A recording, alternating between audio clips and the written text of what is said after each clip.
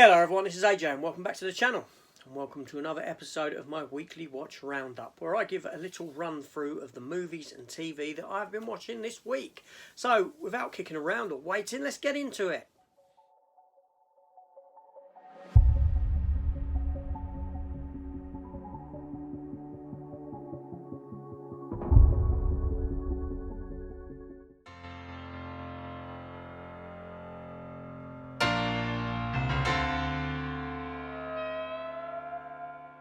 So let's begin. Again, I'm going to break this down into movies first and second TV. So you can jump off at any point you so wish. Let's begin. So, 4 films this week. All old films, don't get me wrong. So first film, it's in no particular order really, but the first film I'll talk about is Robocop. Yes, I got Robocop through the post, the actual 4K version. Yes, previously Arrow had released a 4K transfer that was put onto Blu-ray, 1080p. This was a 2160p version, and I thought, yes, Robocop 4K, let's watch it. Didn't like it. Didn't like the copy. I'm not knocking the film. Robocop, one of my favourite films of all time.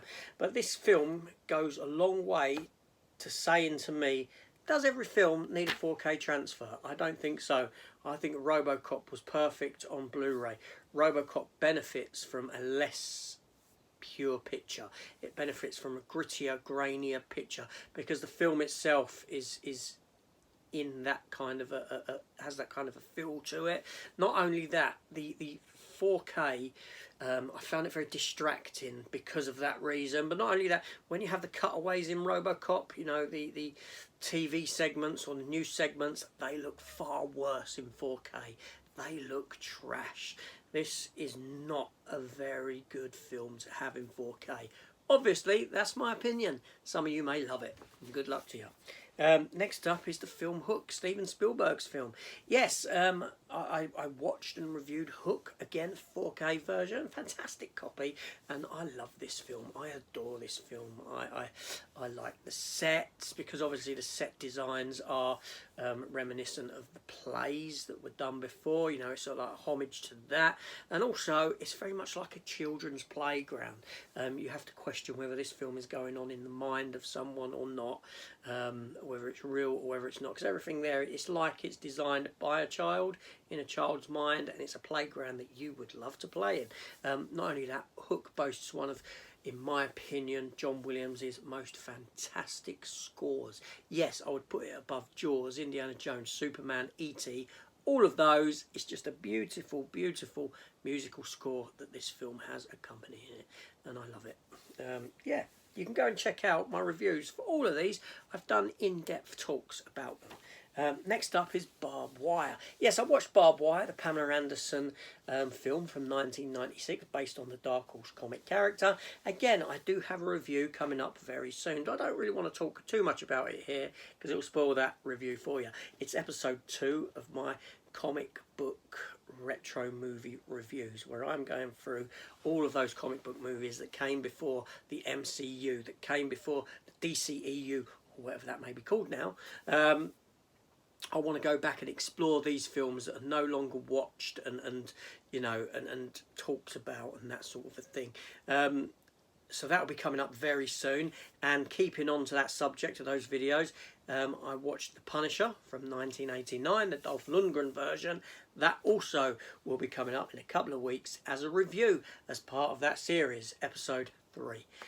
Yeah, so I do invite people, if there's a comic book movie that you would like me to watch and include in that series, which I'll no doubt get to anyway, but if you want me to bump it up the list of what I'm doing, let me know in the comments. So that's it for films. So let's see what I was watching on the small screen. TV stuff.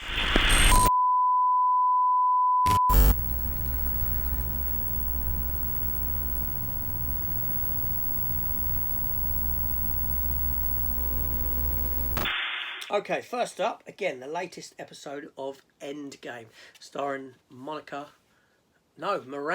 Baccarin. I'm getting a little bit tired of this show, I will say. I'm going to watch it this week and I'm going to review it. That may be my last review, my last episodic review for it, because the show isn't doing it for me. I want it to go somewhere else beyond what it's doing at the moment. It's a bit ludicrous, and it's very similar episode to episode, and it's just getting a bit tiring in that sense, which is unfortunate. But it is mainstream TV, and the better writing and the better story content are on your streaming channels.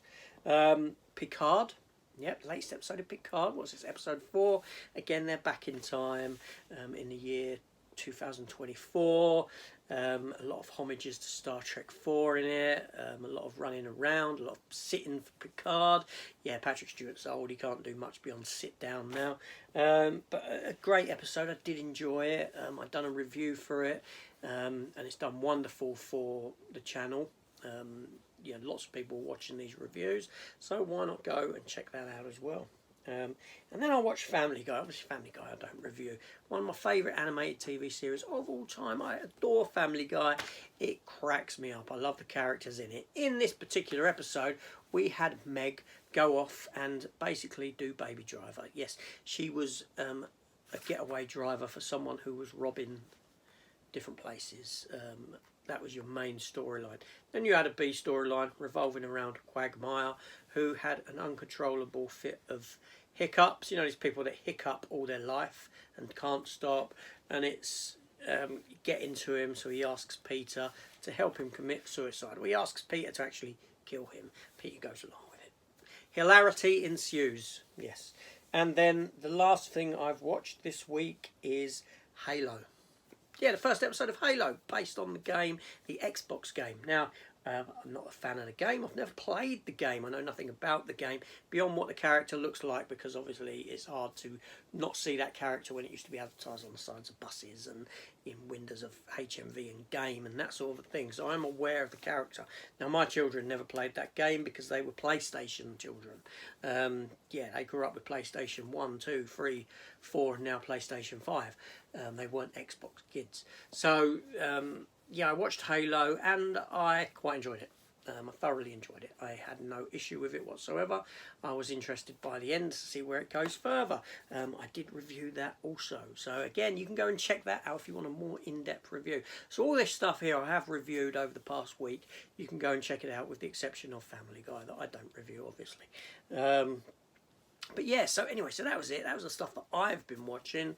Let me know what you've been watching. If you've been watching anything good that maybe I should give a go off, let me know in the comments below. Anyway, this is AJ. Thank you for watching. Please, again, hit that subscribe button. Join the channel. Come and meet me back here for some more. Take care all, and have a wonderful week, whatever you're up to.